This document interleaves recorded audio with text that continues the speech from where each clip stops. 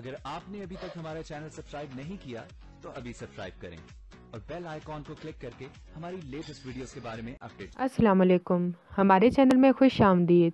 سلطان جیسے ہی اپنے جرم کا اعتراف کر لیتا ہے تو نگین بہت پریشان ہو جاتی ہے اور روتی ہے کہ وہ سب کچھ تو غلط فہمی کے بنا پہ ہوا تھا، پر میں نہیں جانتی تھی کہ سلطان میرے ساتھ یہ سب کچھ کرے گا۔ وہ اپنی بہن سے بھی کہتی ہے کہ میں سلطان کو نہیں چھوڑوں گی اور میں جا کے اس کی دادی ماں کو بتاؤں گی۔ اس کی بہن اسے منع بھی کرتی ہے کہ جب پوتا ہی ایسا ہے تو پھر کسی اور کو کہنے کی کیا ضرورت ہے، لیکن نگین اس کی بات نہیں سنتی۔ سلطان کی دادی کے پاس چلی جاتی ہے تو وہاں پہ سلطان اسے کہتا ہے کہ یہاں سے نکل جاؤ، میں تم سے نفرت کرتا ہوں، دوبارہ اپنی شکل نہ دکھانا۔ تو نگین اسے کہتی ہے میں تمہیں نہیں چھوڑوں گی، تمہیں کہیں کا نہیں چھوڑوں گی۔ تو سلطان اس پہ ہنستا ہے کہ تم کیا کرو گی اور تم کر بھی کیا سکتی ہو۔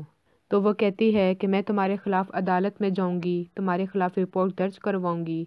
تو اس کی بہن اس کو سمجھاتی ہے کہ تم پیسے کہاں سے لاؤ گی، کیونکہ وکیلوں کے تو بہت ہی زیادہ خرچے ہوتے ہیں۔ لیکن اسے سلطان سے خبر ملتی ہے کہ اس نے اس کے بہنوئی کو بہت سارے پیسے دیے ہیں جب وہ اس سے شادی کے لیے مانگنے آیا ہوتا ہے۔ تو وہ آ کے بہنوئی سے لڑتی ہے کہ آپ نے یہ سب کچھ کیوں کیا، اور جب نصرت کو بھی پتہ چلتا ہے تو وہ تو لڑنا شروع ہو جاتی ہے اور سارا قصوروار اسی کو ہی ٹھہرا دیتی ہے۔ اور سلطان کی دادی ماں اسے احساس دلاتی رہتی ہیں کہ تم نے جو کچھ کیا ہے غلط کیا ہے۔ تو سلطان ان سب سے جان چھڑانے کے لیے نرمین سے شادی کر لیتا ہے، مگر پھر بھی اسے چین نہیں ملتا۔ مزید ویڈیو تک کے لیے اللہ حافظ۔